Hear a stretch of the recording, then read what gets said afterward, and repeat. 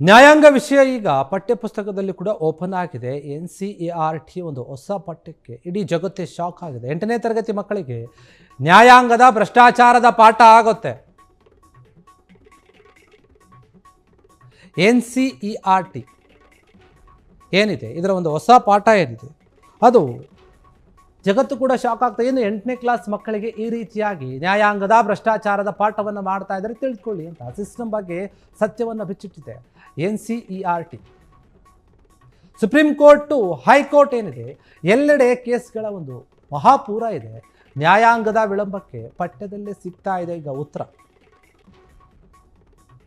ಕೋರ್ಟ್ಗಳು ಇದೇ ಭ್ರಷ್ಟಾಚಾರದ ನೆರಳು ಕೂಡ ಇದೆ. ಕೋರ್ಟ್ಗಳಲ್ಲಿ ಏನಾಗ್ತಾ ಇದೆ ಅಂದರೆ ಭ್ರಷ್ಟಾಚಾರ ಆಗ್ತಾ ಇದೆ. ಪವಿತ್ರ ವ್ಯವಸ್ಥೆಯ ಸವಾಲುಗಳನ್ನೇ ಎಳೆ ಎಳೆಯಾಗಿ ಬಿಚ್ಚಿಟ್ಟಿದ್ದಾರೆ ಕೇಂದ್ರ ಸರ್ಕಾರ. ಈಗ ಬಡವರಿಗೆ ಸಿಗ್ತಾ ಇಲ್ಲ ನ್ಯಾಯದ ದರ್ಶನ, ಅನ್ಯಾಯ ಆಗ್ತಾ ಇದೆ, ಲೇಟ್ ಆಗ್ತಾ ಇದೆ. ದುಬಾರಿ ವಕೀಲರು ವರ್ಷಗಟ್ಟಲೆ ಅಲೆದಾಟ ಬಗ್ಗೆಯೂ ಕೂಡ ಪಠ್ಯದಲ್ಲಿ ಸೇರಿಸಲಾಗಿದೆ. ನ್ಯಾಯಾಂಗ ದಕ್ಷತೆಯಿಂದ ಮಾತ್ರವಲ್ಲ ಭ್ರಷ್ಟಾಚಾರದಿಂದಲೂ ಕೂಡ ನಲುಗ್ತಾ ಇದೆ.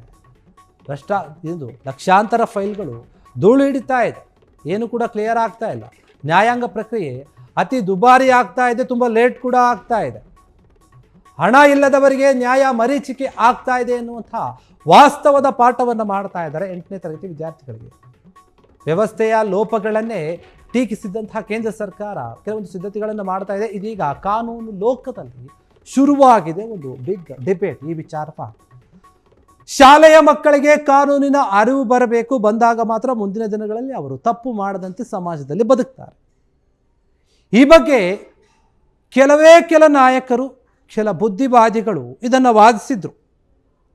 ನೋಡಿ, ನಾವು ಮಕ್ಕಳಿಗೆ ನಮ್ಮ ಪಠ್ಯಪುಸ್ತಕದಲ್ಲಿ ಏನೇನೋ ಹಿಡಿತೀವಿ, ಆದರೆ ಯಾವ ತಪ್ಪನ್ನು ಮಾಡಬೇಕು, ಯಾವ ತಪ್ಪನ್ನು ಮಾಡಬಾರ್ದು, ಯಾವ ತಪ್ಪನ್ನು ಮಾಡಿದ್ರೆ ಕಾನೂನಿನಲ್ಲಿ ಯಾವ ಶಿಕ್ಷೆ ಇದೆ ಅನ್ನುವಂಥದ್ದು ತುಂಬ ಬೇಸಿಕ್ಕಿಂದಾನೇ ಬರಬೇಕಂದ್ರೆ ಶಾಲಾ ದಿನಗಳಿಂದಾನೇ ಕಾನೂನಿನ ಬಗ್ಗೆ ಅರಿವನ್ನು ಮೂಡಿಸಬೇಕು ಅಂತ ಹೇಳಿ ಕೆಲವರು ಈ ಹಿಂದೆ ಮಾತನಾಡಿದ ಮಾತುಗಳಿವೆ, ಉದಾಹರಣೆಗಳು.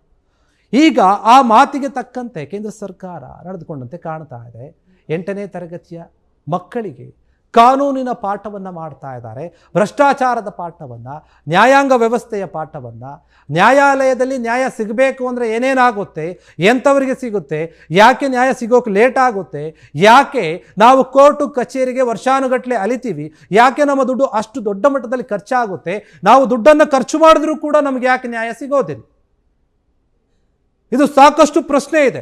ಎಷ್ಟೋ ಜನರಿಗೆ ಕೆಲವೊಂದು ಕೇಸ್ಗಳಲ್ಲಿ ಅವರು ಪೊಲೀಸ್ ಸ್ಟೇಷನ್ಗೆ ಹೋದಾಗ, ಕೋರ್ಟಿಗೆ ಹೋದಾಗ ಮಾತ್ರ ನ್ಯಾಯಾಲಯ, ನ್ಯಾಯಾಂಗ ವ್ಯವಸ್ಥೆ ಈ ರೀತಿಯಾಗಿದೆಯಾ, ಇಷ್ಟು ದುಡ್ಡು ಖರ್ಚಾಗುತ್ತಾ, ಇಷ್ಟೆಲ್ಲ ರೂಲ್ಸ್ಗಳಿದೆಯಾ, ಅವಾಗ ಗೊತ್ತಾಗುತ್ತೆ.